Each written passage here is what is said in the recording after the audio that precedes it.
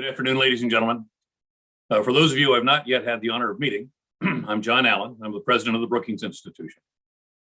It's a great pleasure that I welcome you today on behalf of the institution and the Africa Growth Initiative to today's event, which is entitled The Role of Youth in Preserving Democracies in Times of Crisis, a shared goal of the United States and Africa. Now, before we begin, and on behalf of the Brookings Institution and the Brookings Africa Growth Initiative, I'd like to thank President Sirleaf's organization, Emerging Public Leaders, for helping us to coordinate today's event. And of course, we look forward to hearing from the president later, who will be joining us shortly. Today's topic could not be more timely. With the promise of the COVID vaccine rollouts, now multiple vaccines coming online, both America and Africa stand on the verge of dramatic change. Life as we knew it may be coming back. However, while American and African policymakers may be eager to put the events of the global pandemic in their rearview mirrors, they would be wise to consider the legacy of the work in the coming months, especially as it will impact their country's youths. Defined by the United Nations as people between the ages of 15 and 24, especially in America and Africa, youths have been at the forefront in inciting transformational changes and progress in their communities. Now, during the 2020 US presidential election, young voters had one of the highest turnout rates in the history of the United States. Young Africans have also been poised to lead social and democratic reform on the continent, as seen last year with the protests in Nigeria against police brutality, and with the youth activists in the Democratic Republic of Congo who were acquitted this past January. Collectively, American and African youth are standing up to and fighting against those transnational threats of our time: climate change, socioeconomic inequality, transnational criminal networks. They are standing for all of us. But still, without careful consideration of their political and local leaders, American and African youths are also most susceptible to being left behind. At the moment, many American youths are about to enter the economic state in this country, the likes of which we have not seen since the Great Recession, or perhaps even the Great Depression. The African continent, where the median age is 18, the problem can be even more concerning. According to experts, in the next decade, the number of people in the African labor market will increase to 375 million. With more youth entering Africa's workforce each year than in the rest of the world combined, this growth needs to ensure that young Africans have access to critical services such as education, family planning, jobs, and all of these things become paramount as time passes. Indeed, to not harness the rapidly growing self-described youth bulge, and I would call it in a more positive sense, the youth surge, would be a disservice to Africa's capacity to be in charge of its future and to achieve the great promise of the African continent. Realizing this, policymakers and scholars must ask themselves, how can we uplift these young voices and create room for them during this time of renewal? And how do we do our part to ensure that the next generation, whether in the United States or in Africa, are able to continue to rise to the challenges of tomorrow and embrace the many opportunities ahead? With us today are several leaders whom I believe will very well have the answers to these problems. We should listen very carefully to their answers today. We're first deeply honored to have Her Excellency, the former President of Liberia, President Ellen Johnson Sirleaf.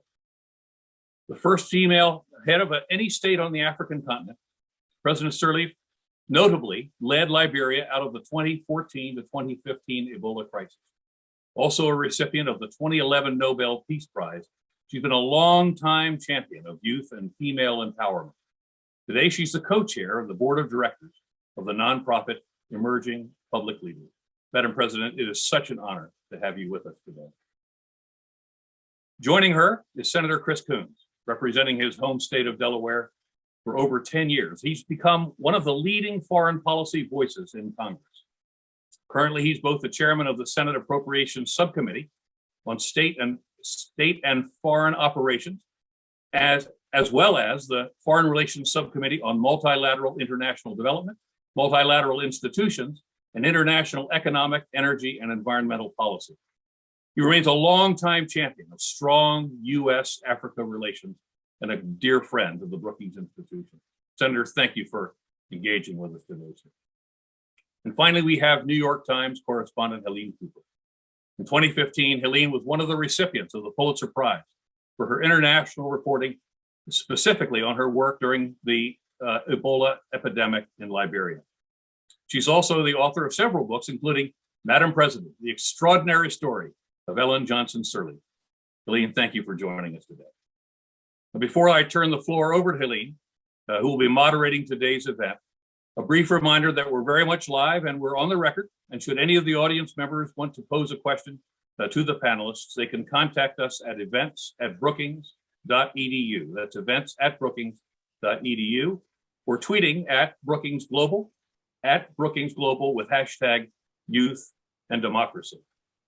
So with that, let's turn the floor over to Helene. The floor is yours. And I wish you all a wonderful panel today. What a great grouping this is. Thank you. Thank you very much, General Allen. It's a pleasure to be here with Madam President Ellen Johnson Sirleaf and with Senator Chris Coons.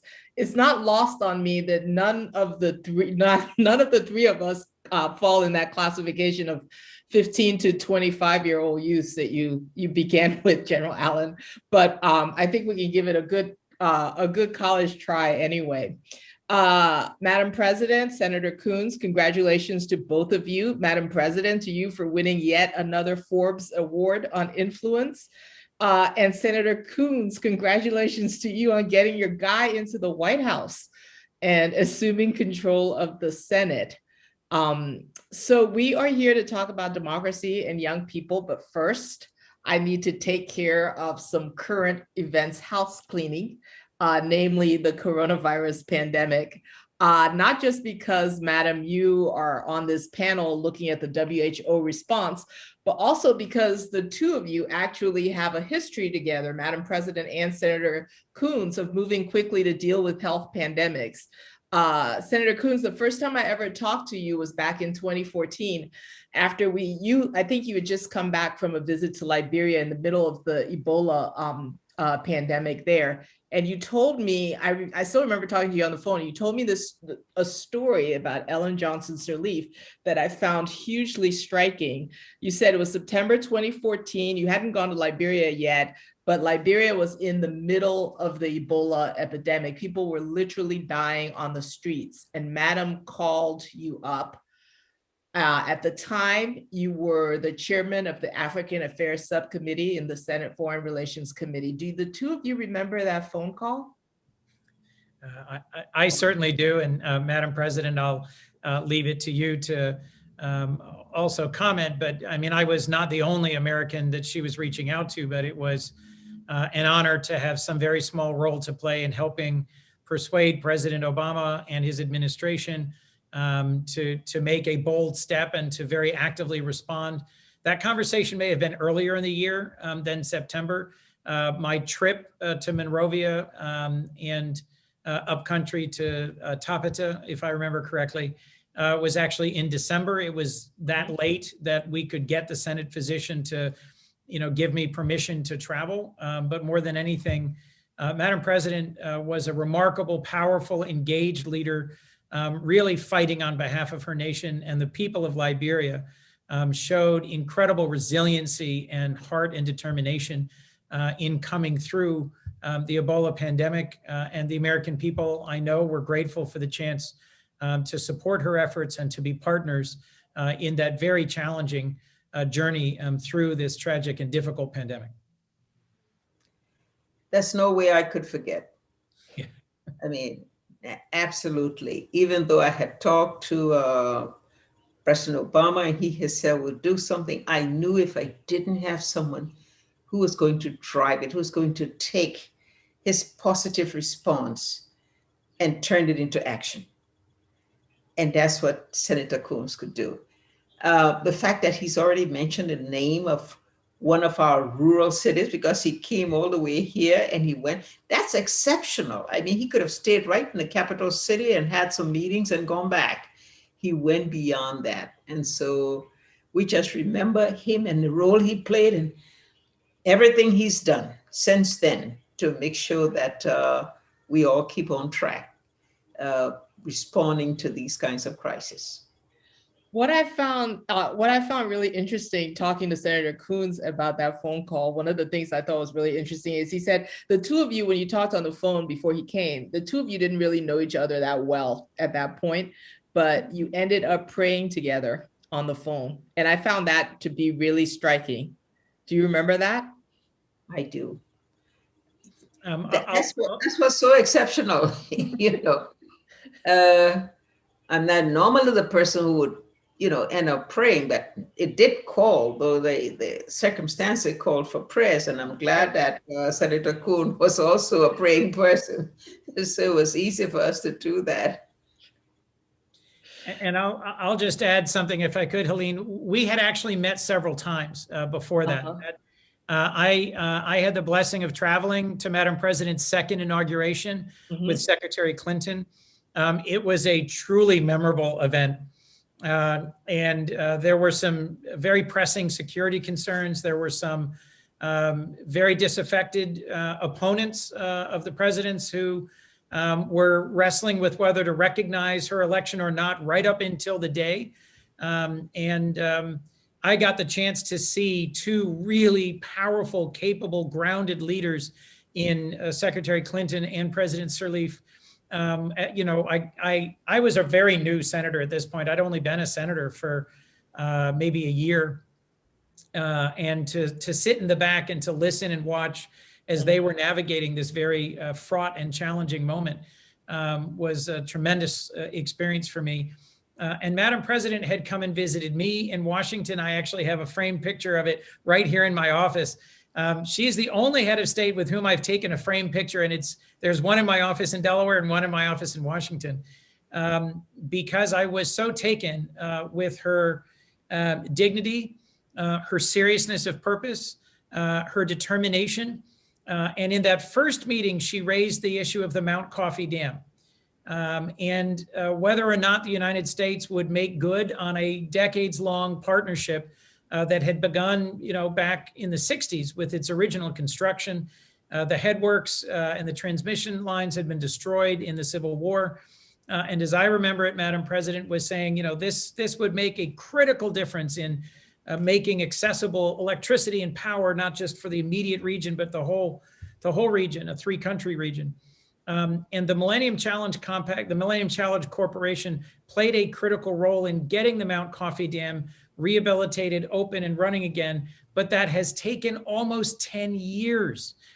And that conversation with Madam President, the conversation about her interest in working with the United States and the importance of our re-engaging and being real partners, led me to help create the Development Finance Corporation, which is a new tool and a new resource that is going to help with development finance around the world, because it really bothered me. It really haunted me that we didn't have a good answer. She asked for a perfectly reasonable request for some assistance with development. And then I went to the Obama administration and was basically told, you know, we don't really do things like that at that scale anymore. You know, the United States has moved on. We do other things. And so I have had several conversations with Madam President that left significant impressions on me. What was so striking about that conversation during Ebola was that as a proud and accomplished and respected leader, I could hear in her voice when she called just that sense of desperation over urgency, just how out of control the pandemic was getting and just how urgent this was. And so that's what moved us to pray together, was this sense that this great nation and this proud and accomplished leader genuinely felt overwhelmed by the arc of it, by just how rapidly it was getting out of control and how many Liberians might well die if we didn't act decisively and act promptly. And I will always be grateful for the opportunity she gave me to play some small role in helping. Well, that is the perfect segue then to what I wanted to ask you. Just one more question before we get to youth and democracy is just looking, But you talk about. let me just say, Senator, I left the dam in full operation. Yeah. And it's working today with support from the Millennium Challenge account. I think you ought to know that, please. Isn't that amazing? And I did know, if I neglected to mention that, I apologize. That was the positive outcome, was that, by the end of your term, it is now fully restored and functioning. And that is the exciting positive outcome. So I wanted to ask you then, looking at Ebola and looking at lessons we can learn on the coronavirus today, since Madam, you are head of this WHO panel that's been looking at the WHO response to the coronavirus pandemic. One of the things that the panel you chair with came out in the interim report was to say that Chinese authorities should have acted with much more urgency and much faster at the beginning of COVID. What about other governments around the world? And this is for both of you, because you both learned you experienced the Ebola outbreak and saw what can happen when a government does move with sufficient urgency, as Liberia eventually did. How can you apply those lessons to how we've now around the world behaved with COVID? Helen, I co-chair with the former Prime Minister of New Zealand, Helen Clark, the independent panel for pandemic preparedness and response. And what we're trying to do, on the instruction of the Director General of the World Health Organization, is to come up with a report. And it focuses on what happened. How did it happen that the world was so unprepared for a pandemic that has actually penetrated every country in the world in such serious way? What are the lessons? What can be done to ensure that the world is better prepared just in case there's another pandemic? That's our assignment. And we've done a lot to gather the information, the evidence, the data, to hold consultations, to open workshops, to get reports, to take the literature and the research that's been done and understand it and sift through it, get the evidence out of it. And we're now nearing the completion of the work, that started several months ago. And in May, we're going to make a report to the World Health Assembly. And we hope we're going to be very bold, very clear and independent in reporting the findings and the truths, and also making strong recommendations about what needs to happen with the international system to ensure that countries are prepared, and an international system that also recognizes the role that needs to be played through national and regional systems, so that everyone has systems, health systems, that are prepared to cope with any such virus or epidemic that may come again. Thank you. If you want to leak the report early to a news organization, I'm here and willing to take it. It's like a reporter. All right, let's start with our topic. Else Brookings is going to kill me if I just spend the whole time asking the two of you about COVID. Senator Coons, I wanted to start with you because it seems as if, I've covered for years, for decades, the United States goes around the world, preaching to other countries about democracy. And, all of a sudden we're not looking necessarily that great, especially when you look at what happened on January 6th. So let's just start. I want to start with you with what message do the January 6th insurrection, does the January 6th insurrection at the Capitol have for American efforts to promote democracy globally, but also across sub-Saharan Africa? Well, Helene, January 6th was a tragic, a difficult, a challenging moment for American democracy. The US Capitol, as our secular temple to democracy, is one of the best recognized symbols of democracy around the world. And as that assault was unfolding, and as we in the Senate were fleeing the chamber to go to a secure place, my son, who's a college student, texted me and said, Putin and Xi Jinping are having a very good day today. And what he meant implicitly was young people all over the world are watching this. Yeah. And they are concluding that the United States is not the sort of stable and safe and careful and dedicated and open democracy that we have long said that we are. And frankly, a lot of the predicate for that, or the groundwork for that, was an entire year spent focusing on unaddressed challenges of racial inequality and the protests that unfolded nationwide in cities and towns, large and small, all over our country, in response to the brutal killing of George Floyd, and then many other instances of police violence in which Black and brown men and women across our country were killed. Let me just say this first, that does demand of us that we tend healing our own democracy, and that we attend to the hard work of hearing each other and respecting each other and building the connective tissue of democracy that has frayed under the leadership of our last president.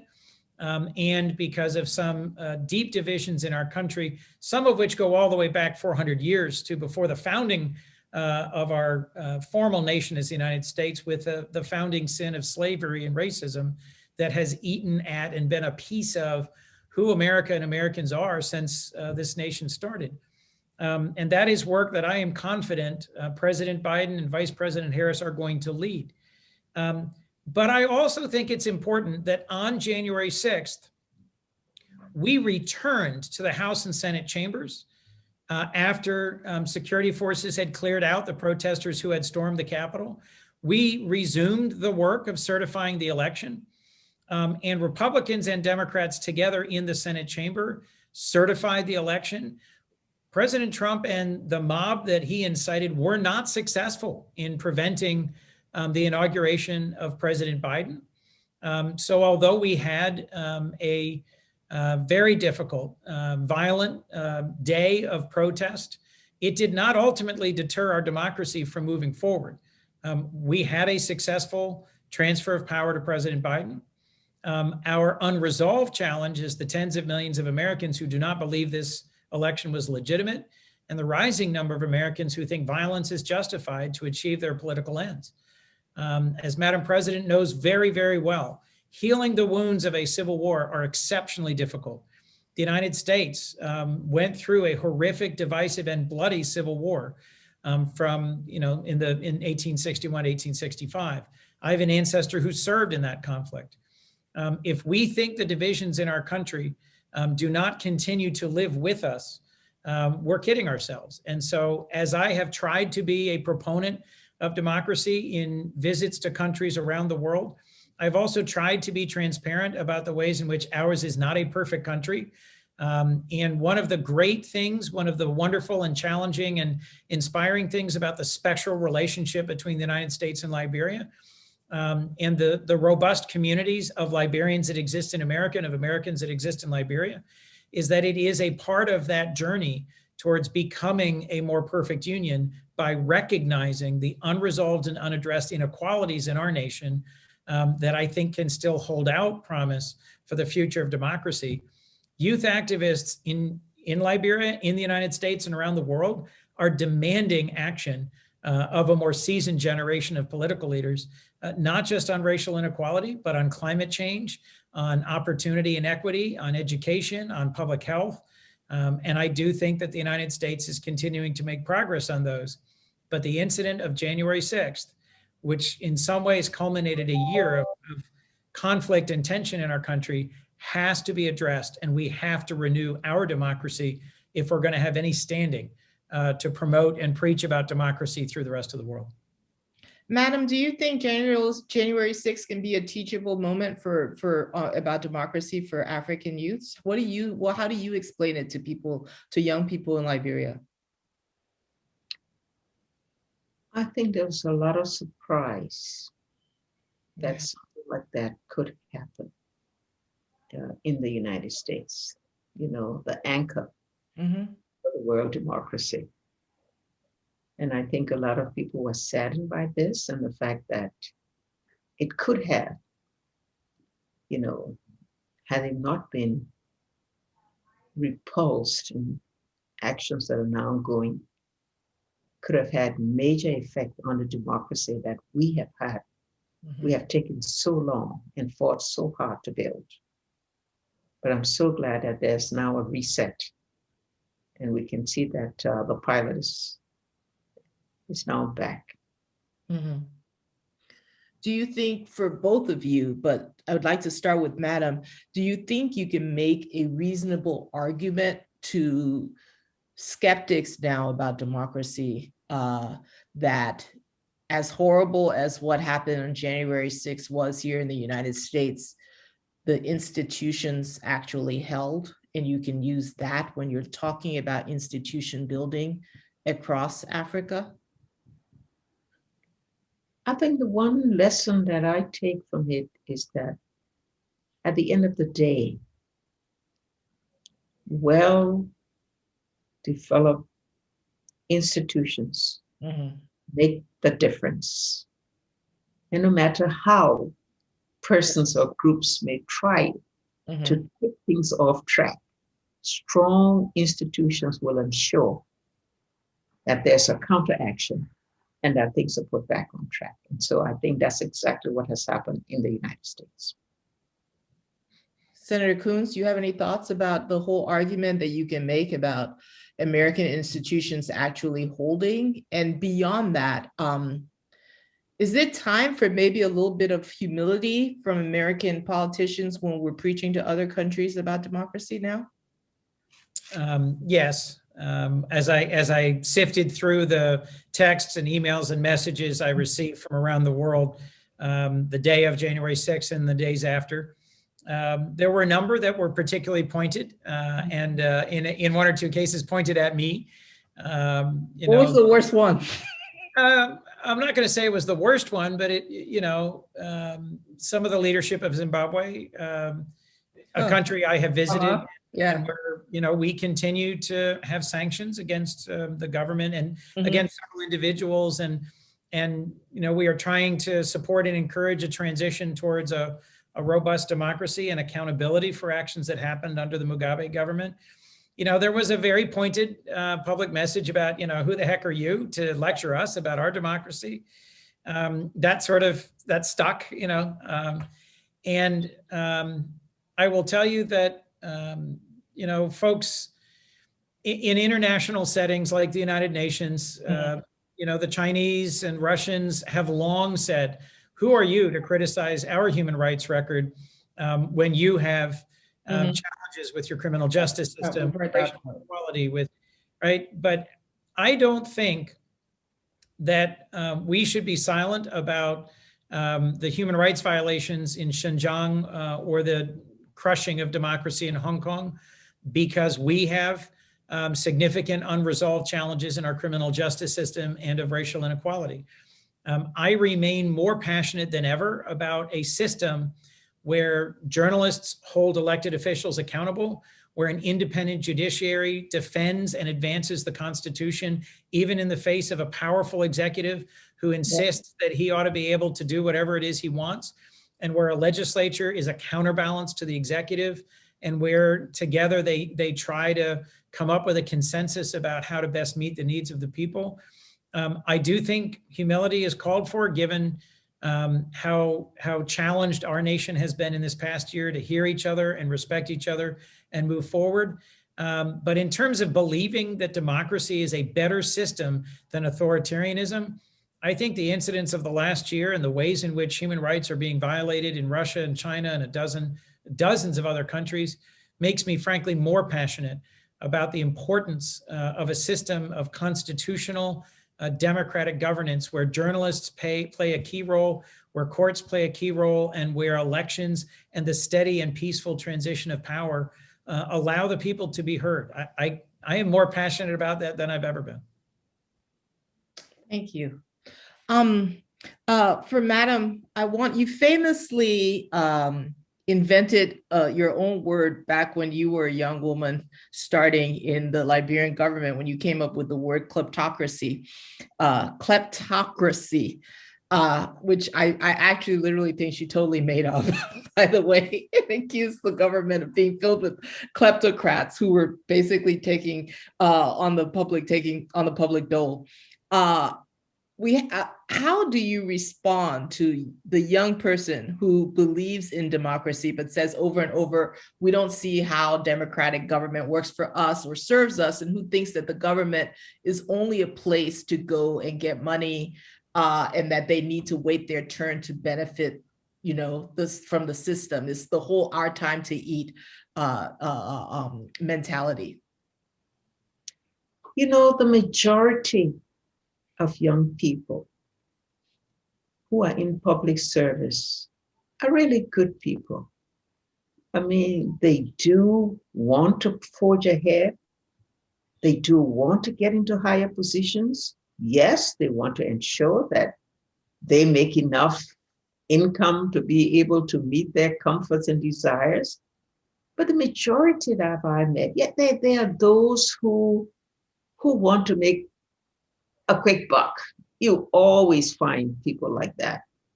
And those people would have to find a way to deal with them, either through dialogue with them, through discussion, through civic education, and if necessary, through punishment or penalties, if it comes to that, if it's legal obstruction.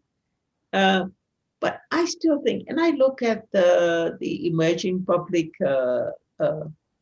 leaders network that I'm a part of, and I look at what happened even before that, with those we started off what I call the President's Young Professional Program, and brought young people together to work together. Those who were abroad, who came and were recruited and repatriated to come and serve their country, to have them paired with those from local universities and have them go through a meritorious selection and recruitment process, and the kinds of camaraderie that they form working in our civil service.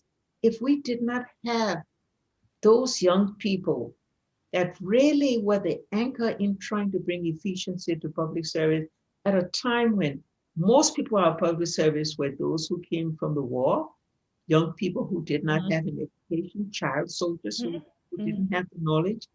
These were the ones that enabled us to make the progress that we made. And I dare say throughout today, of course, the pool of young people technically prepared to work in public service are much larger than governments have the capacity to be able to absorb them. And I think that's where our real challenge will lie. How do we ensure that we can meet their expectations? How can we make sure that the knowledge they've gained through so many years of prioritizing education, that we can get them the right kind of employment, the one that they can see as providing them the impetus and the chance for it.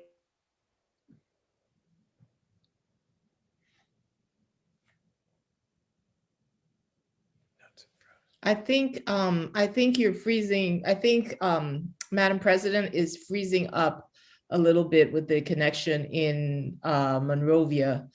So Senator Coons, let me ask you while we hopefully get her connection unfrozen. Just a quick question on this Biden administration summit on democracy that the president has talked about. What is actually, do you think that's even a good idea right now, given what has happened in America on democracy? But B, if so, give me the sort of the pitch for this, and then who's going to be invited. But I'm less interested in who you're actually going to invite than how are we actually going to pivot, because this gets back to this whole humility thing again. Are we in any position to be holding a summit on democracy? So Helene, first, if not us, who? So there are lots of other democracies around the world who can and should talk about their democracies, their challenges, what transitions they've made. I'll remind you, Madam President won the Mo Ibrahim Prize for serving her 2 full terms under the Constitution and then retiring. President Issoufou of Niger was just awarded the Mo Ibrahim Prize. The United States has managed to have an orderly presidential transition without changing the Constitution, without election-related violence, without profound disorder for most of our history. But January 6th was a reminder that these moments of transition are very challenging. They're very fraught. There's a huge amount of power that is passing from one group to another at a presidential inauguration. And so to your core question, first, I do think this is a good time for the democracies of the world to gather and to reflect about the ways in which democracy globally is on its back foot. Freedom House has said this is the 15th year in a row where authoritarianism is rising, and where a number of our democratic partners and allies have used COVID to shrink civic space, to repress minority parties or journalists, or to make it harder for people to petition their government or participate in protests. And we've seen coups in several different countries around the world, from Mali to Burma. And the general trend is against democracy right now. And so what better time for us to approach the topic with a spirit of humility, to confront what we have to do. And so my suggestion is, before we host a conference, let's have some serious conversations here about how do we reinvest in and rejuvenate our democracy. I am moving bipartisan bills that are related to civics education in the United States and national service opportunities in the United States. We have 5 times as many young people seeking to serve our country through programs like AmeriCorps and VISTA and Peace Corps than we fund. And so I'm saying we should give young people more opportunities to gain skills, to gain a chance to go to college, to give back to their communities through distributed nonprofit service opportunities in our country. I think if we do things like that, and if we approach this conference with that spirit of, we are going to learn from each other about how difficult democracy is, about how fragile it is, then I think it's a good thing. I think it's well worth investing in. One last little point, if I might, Helene. I did a lot of things in my several-day trip to Liberia in December of 2014. But there's 2 things that really stick with me that are related to this topic you and Madam President were discussing about youth leadership and a younger generation. One is, I met with the YALI Fellows, the Young African Leaders Initiative Fellows at the U.S. Embassy. This was a dozen young Liberians, all very promising, very capable young people, and many of whom had been in college in the United States, but all of whom had been at college or university somewhere on the continent or in Europe or in the United States. And they had left those opportunities and focused on launching grassroots public health responses to the pandemic. And the things that they were doing, the initiative they were taking, as we went around this table on the rooftop of the U.S. Embassy, and they were describing, I'm working on this, on safe burial, or on clean water, or on contact tracing. It just was so inspiring to meet these incredible young Liberians taking responsibility, taking the initiative, leading the response. And I also one morning got to go to what was the daily sort of crisis update. And as I was driving over to it, I'm looking at the list of all the groups that are going to be in the room, like 5 different UN agencies, like, 14 different ministries, and like 10 different NGOs and 4 different US government entities. And I thought, this is going to be a complete mess. I mean, no agenda, everybody yelling at everybody. I've been to crisis situations around the world where getting everyone on the same page and coordinating and communicating is a real challenge, particularly when you've got so many different entities from so many different. It was amazing. It began on time. It had a clear agenda. There was a decisive moderator, and they went through all the different groups and everybody had a specific thing that they were responsible for, and they stepped forward and they took responsibility for it. And then after an hour, that group broke and went upstairs, and there was a whole room with tables that had, signs on them, contact tracing, safe burial practices, clean water, testing and laboratory facilities. And sitting around these tables, you had folks from ministries of the Liberian government, UN agencies, different NGOs, and they were collaborating and communicating. And I thought, I wish the world could see this. Leadership matters. Yeah. Madam President's leadership, how she delegated a lot of this responsibility to very capable and inspiring young Liberians. This was not Americans running this meeting, it was Liberians running this meeting. And I came away thinking, this is a tragic and challenging pandemic and a very difficult moment for this nation. But when you've got such promise in young people who are dedicated to giving back and to leading, then the future is going to be better. And in responding to natural disasters and crises here in the United States and in Liberia and in other countries, I see that. I see a younger generation that is excited and is eager to take their turn and is ready to step forward and to help lead and serve. And I think when you've got leadership that is willing to create opportunities and settings for that, there's no limit to how much we can do. Well, the leadership part is clearly important. And that, that's sort of, we're opening it up now to questions from the audience, and I'm trying to sift through some of them. But for particularly for Madam President, then one of the questions we got from the audience is about young people and their ability to peacefully protest, both during a time of a pandemic, but also when you look at so many other countries, including the United States, but you see Nigeria and you see other places in Africa that tend to look at youth protests and brand these kids who are protesting as enemies of the state. Madam President, how do young people protest without ending up getting branded as such? One of the great things that you did in Liberia was to open up sort of the public discord. When you were president in Liberia, it was fine to protest. People could protest without getting thrown into jail or without getting, attacked by the police. That was one of the debate in Liberia was so lively, and there was political discourse and people could have opposing opinions. That is often not the case. We saw flashes of that not being the case here in the United States last summer during the Black Lives Matter protests, and we've seen that in Nigeria. Madam, what do you say to young people about the whole idea of being able to allow their voices to be heard without ending up risking going to jail? What do you say to your other African leaders about where they are on this? Peaceful protest is a fundamental principle of democracy. There's no question about that. But peaceful protests must move to another. It must move from protest to dialogue. That's the only way you find solutions. And I think leaders must also take the responsibility. In the midst of a protest, one must be able to engage the young people and get them to dialogue on what the issues of protest are all about. What are some of their grievances? What are some of their solutions? I think I had the occasion to just get out of a vehicle and just jump in the middle of a group of protesting university students that were attempting to riot. And I got on and just jumped into it with them and said, now, very well, if we're going to protest, I'm going to protest with you, unless you're willing to come over to the office and let's sit around the table and talk. And that broke the protest up, but the protest turned into dialogue. And that dialogue enabled us to understand some of what their issues were and to try to respond to it. So I think it's that.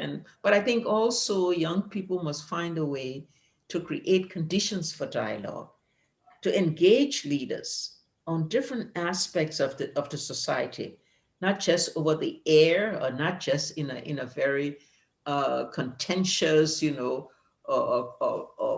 critical way, as important as criticism is part again of democracy, and leaders must be willing to take that criticism when it comes, but take that criticism and then turn it into an opportunity to engage on both sides. Leaders must engage the young people, and young people must also provide the opportunities for that engagement and welcome it, and identify the issues they want to discuss. So they can be, and there's so many ways that they can find collaborative action among their groups in the society to identify the areas for which there are differences, or areas in which they have solutions and ideas that they can send to leaders. And so they're the way to open up the channels of communication. And that's what I think we all ought to focus on. But there will be protests, and there must be when the time calls for it. But there must be a way to move it so it doesn't become violent. It's interesting. I remember you doing that. I've been with you many, many times when you did that, but I also remember you doing that when you got out of the car in West Point during the Ebola pandemic. And that's when, things got very hairy. But I remember you going, there was a lot of give and take at that point. We have so many questions coming in from the audience. They're some of them are really interesting. Let me read another one. Here, I'm just going to read out the question. I think this is more toward Madam President, but I think actually both of you should take this. Why do we allow former leaders to launder their images on youth and democracy after they leave office when they should have gotten it right while they were in office to begin with? It feels like lip service to me, as I have seen such happen in Nigeria so many times. Madam President?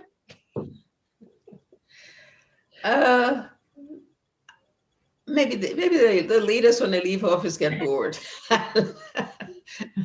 looking for attention. No, I don't think that happens most of the time. I mean, there may be some leaders that may try to, once they leave, is to now talk about all the nice things that youths represent and all of that. When they didn't do any of it while they were president. Yeah, and many do so when they're president too. And if they don't, I think we must find a way to call them to action. Youth must find a way to be able to, again, to call upon them and to engage them and to say, just look at what we're doing, pay attention to us, and it does happen. And if in past leaders, those who have left office ought not to leave their presence and contribution to the country. And so maybe if they err by trying to say nice things about young people, then young people should challenge them. Even though they're no longer president, they may not have no power to make changes in the policies as such, but they still have the responsibility to engage, the responsibility to contribute, the responsibility to be a part of what the nation is going through. And so we must all encourage that, I think. Well, on that note, then, let me direct this one to Senator Coons. This is the perfect question for you. How can development partners help African countries whose leaders don't want to leave power and who are willing to use their armies against their citizens just to remain in power? So I've had a number of difficult and challenging conversations with heads of state who were intent on staying, on changing the Constitution, or on breaking their promises to run again. And one of the challenges is to apply appropriate pressure to say you need to keep your promises to your people, you need to allow for a new generation of leaders, but to not act as, we are the United States and we get to tell you and your country what to do. I mean, that's a balancing act because, we have to be appropriately humble about the outcomes and the processes in other countries. But where a head of state has publicly said, I intend to leave, I am not going to challenge the Constitution, I am not going to extend my term, I think the democracy in our nation demand it, and then they change their mind and pursue re-election anyway. Or where they, to the point of the question, misuse the security forces of their country to influence the outcome of the election. I think we have an obligation to press and press hard and to provide support for those who are contesting the election, to provide security and encouragement and support for democracy. Through the United States, through USAID and through our State Department, we provide funding for democracy and governance in countries all over the world, which mostly consists of supporting nonprofits that advocate for journalists or advocate for human rights advocates or for minority parties to help them stand up elections and to challenge elections if they're not free and fair. And that is deeply resented by some of the more authoritarian rulers all over the world, not just on the continent of Africa. There's a number of countries where we have very, very heated and very testy relations because someone who's been president for 40, 50, 60 years is tired of the United States calling them out and demanding free, fair, and open elections. But I think if we're going to have any credibility as a country that supports democracy, we need to continue to press for those who refuse to step down and those who just blatantly steal elections to be held to account and to either cut them off in terms of assistance or, as we do in many countries, only provide assistance directly to the people, not through the government. So, for example, in Zimbabwe, we have provided humanitarian food relief during terrible droughts when otherwise many of the people in Zimbabwe would be very hungry or die from hunger. Even as we have this ongoing tension and contest with Mugabe and now Mnangagwa, we have continued to provide financial support for food relief that is appropriate because the people shouldn't suffer just because their leadership is operating in a way that doesn't fully respect their constitution. You know, Helen, I'm glad that Senator Coons said that because I think there is a perception sometimes that there is double standards, and that some can get away with it without too much of a dialogue, maybe because they're resource endowed. Yep. And the fact that what happened in the United States in the last 4 years may also have served to undermine, the emphasis on democracy and the commitment to democracy. So I think we now, have to again reset and try to refix the standards to make sure that international standards apply everywhere by everyone. It's such a tough, it's such a tough thing, especially now when both striking that balance and when you look at what happened in the United States and the idea that we're not in the position to be telling anybody anything. We're starting to run out of time. I think we have like 2 minutes left.